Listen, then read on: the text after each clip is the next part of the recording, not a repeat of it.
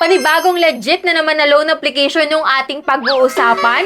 SEC registered at hindi pang 7 days. At yes, makakautang ka po dito. Kasi ako guys, approved na naman po yung aking application. At alam nyo ba guys 25,000 na po ang pwede kong mautang dito. Yes, kasi as of now, meron po silang limited offer. Sa totoo talaga guys, 6,000 lang ang pwede kong mautang ngayon. Pero dahil nga may offer sila, naging 25,000 pesos. At hanggang April 19 lang po ito ha. Kaya ngayon guys, kung may account po kayo kay Mr. Cash ngayong 2026, i-check nyo po yung mga account nyo. Baka may offer na po sa inyo na loan amount na up to 25,000 pesos. So for today, ito talaga yung loan amount na dapat ay mauutang ko lang ngayon. 6,600 po. Kung makikita mo dito guys, no? So kanilap ko po dito yung apply now. And yes, congrats! You have been granted a temporary credit limit. Yes, temporary lang po ito guys. So dito guys, kung gusto mo mag-apply, mag-fill up ka ng iyong ID information. So lahat naman ng ID valid guys. Personal information, work info, bank account details, and reference person. So after mo ma-fill up ang lahat ng yun guys, eto nga, higher loan amount, higher chance of approval. So from 3,500 yung kababaan guys, up to 25,575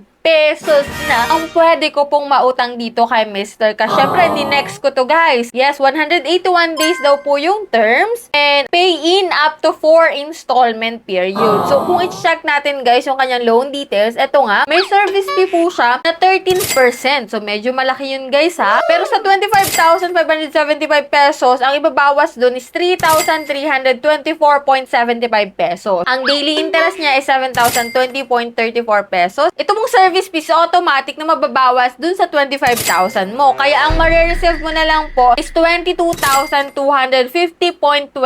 pesos. Pero po, dito sa installment na sinasabi nila, every 15 days po ang bayaran dito. Bali, mahahati sa 3 bayaran. Ang total repayment mo po is 31,316.59 pesos. Kasi inad na po dun yung interest na 7,000 pesos. So, bali guys, 45 days to pay siya. Nahati sa 3 bayaran. Every 15 days ang bayad. So, magbabayad ka po ng 10,438 pesos every 15 days. So, sa 25,000 mo, 22,000 lang yung na-receive mo, pero ang babayaran mo is 31,000. Okay ba sa'yo yung terms na ganon? Pero kung ayaw mo naman ng mas malaki, guys, pwede mo namang bawasan yun, guys. Kasi ang minimum dito is 3,500, pinaka-maximum is 25,000. So, pinakita ko lang po sa inyo, if ever na gusto nyo yung pinakamalaking amount talaga, 25,000 pesos. So, yan yung installment plan natin. And yan nga, just one click away, guys, approve